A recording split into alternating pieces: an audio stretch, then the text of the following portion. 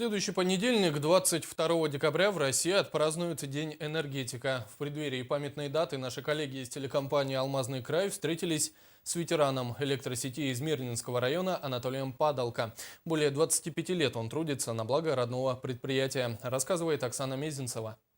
Анатолий Падалко трудится в Приполярном Айхале уже 29 лет. А РЭС для ветерана труда уже давно стал родным предприятием. По первой специальности Анатолий Падалко – электромонтер, но большую часть своей трудовой деятельности отработал водителем. За эти годы навык в работе с электричеством не был потерян. Сегодня Анатолий Сергеевич снова в этой профессии. Нравится.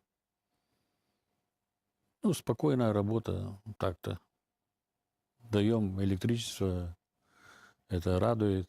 Служба, где трудится Анатолий Падалко, в основном представлена молодыми специалистами. Поэтому ветеран труда выполняет роль наставника.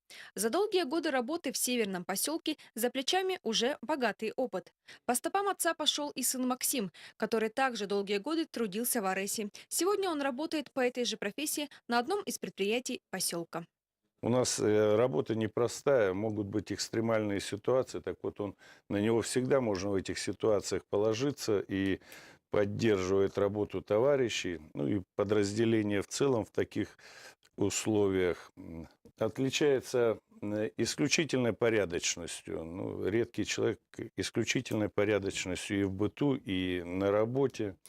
Значит, надежный друг и товарищ. Редкий человек, о котором ничего, кроме хорошего, сказать, в общем, нельзя. В свободное от работы время наш герой любит выбраться на природу. Рыбалка и охота, признается Анатолий Падалко, мое основное хобби. Здесь я отдыхаю душой.